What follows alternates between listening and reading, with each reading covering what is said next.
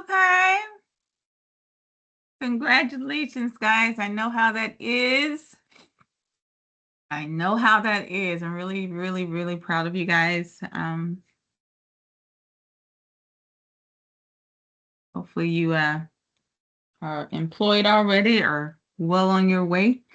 Y'all make sure y'all connect with me on LinkedIn so I can keep in touch, okay? All right. So let's talk really quickly about where we are now.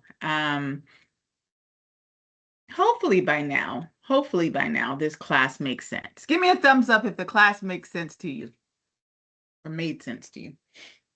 Huh? Wasn't so bad, right? All those naysayers. Makes sense, right? Very good. So, and it's just the beginning. It's just the beginning. So what was the whole goal? The goal was to make sure, if nothing else, we talked about a lot of different tools, but if nothing else, you leave this course understanding that your success, your career, your future is in your hands. And that's literally, right? That's not some parable that we're saying to you. Your success is literally in your hands. You have to set your own long-term goals. Where you want to go? What do you want to achieve? What things are you trying to gain? That's up to you, right? And there will be things that you can use to help you with that success, right? There's a lot of tools that we provided. One such tool is informational interviewing. What is informational interviewing? It has to do with you networking. It really is a networking tool because networking is one tool and using informational interviews to network is another tool. Let me, who is that? Michael, not sure if you want to be on video, but you're on video. Not sure if you did it by mistake. All right, so informational interviewing is a tool that you can use. They said I should have kept it going. Listen, I was supposed to be on video. I forgot I was supposed to be on video, but I've already moved my computer somewhere else. So I was like, I forget it.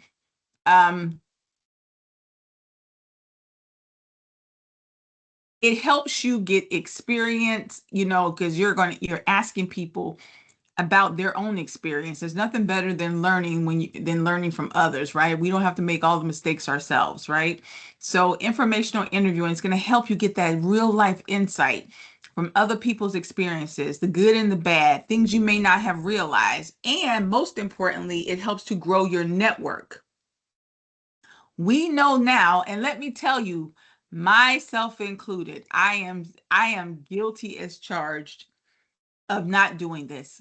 Using keywords and updating my resume. I even get lazy, even though I teach it. And I've done something.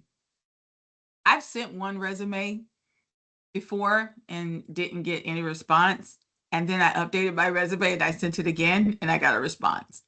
I know better, but we all get lazy, right? So we know that those keyword searches are a real thing. People do use it, right? It is required to be seen. Companies use these automated data systems. They're trying to match your skills with what they say that they need. That makes sense. So it's good when they're searching through on LinkedIn. They'll look for keywords on your LinkedIn profiles. They look for keywords in your resumes, so it's important for you to make sure that you put those keywords in there every time that you apply for a job. What else did we learn? We talked about branding. You are a brand. It is your reputation. Everything you do and say, that's why we talked about how important professionalism is. It's your brand, your professional attitude, aptitude, skills, abilities, personality, values, right? People will know you about by your brand, good or bad. You get to decide the type of brand that you want to have. It's not like you're just going to go to these jobs and say, oh, I'm not going to take accountability for my attitude. I'm not going to take accountability for the type of service that I give them. And I'll just go get me another job. Well, those days are gone. You are a professional and your industry is small. And once word gets out that you're this type of professional, you would be surprised. You can tarnish your reputation. You do not want to tarnish your reputation in your profession. Then what are you going to do? Go start a whole other profession? Right? So unless you're trying to move across the country, you don't want to burn those bridges when you're trying to build your profession. You want to make bridges, create bridges, not burn them, right?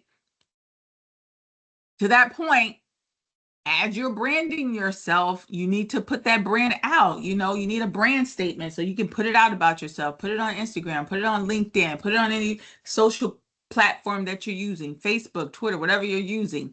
What is it? That one sentence, that tells people what you are. In essence, it's your slogan.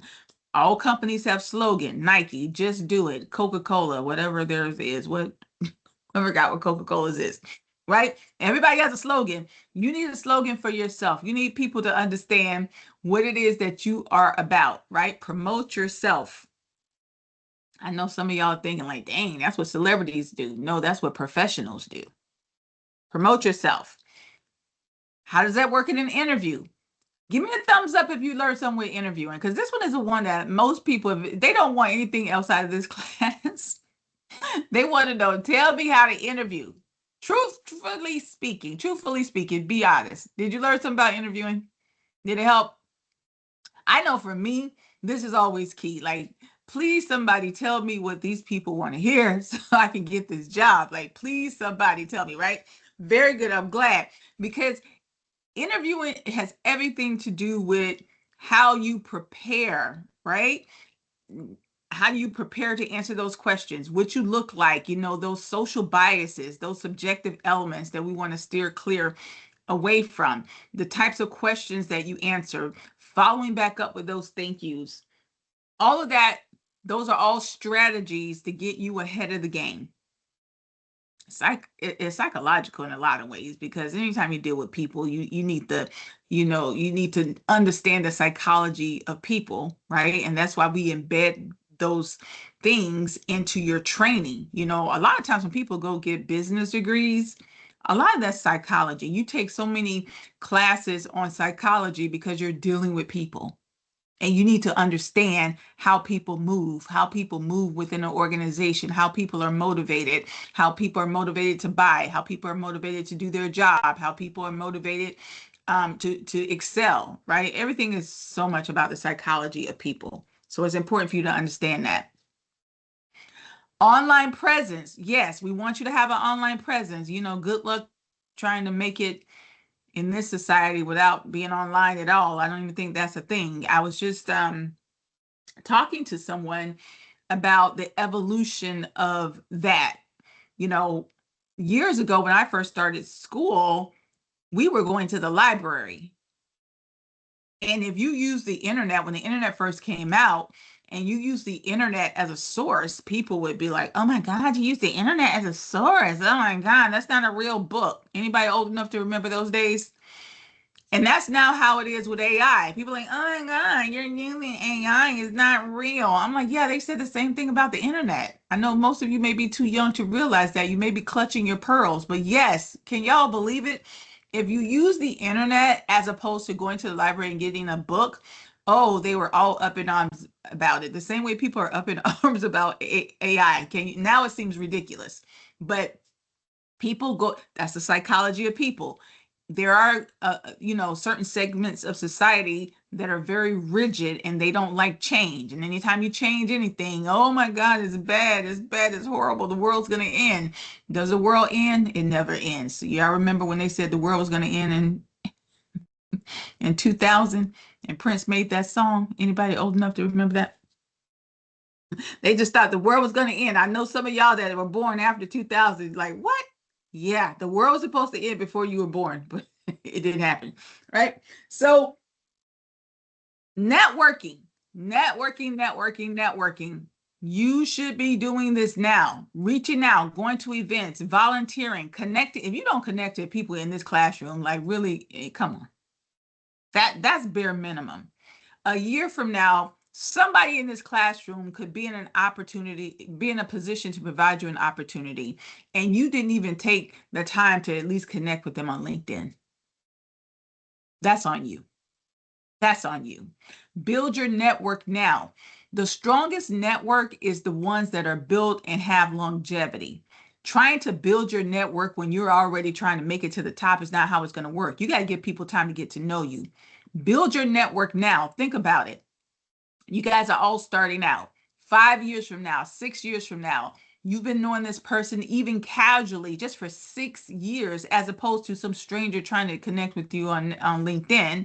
Which one are you going to support more? Right? Build those relationships now. Connect with each other on LinkedIn at minimum. Yes? We agree? All right, my friends. Thank you so much for being in my classroom. Thank y'all so much. Matter of fact, let me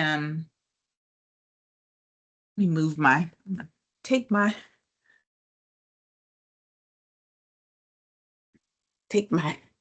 laptop and go to my desk so I can say goodbye properly.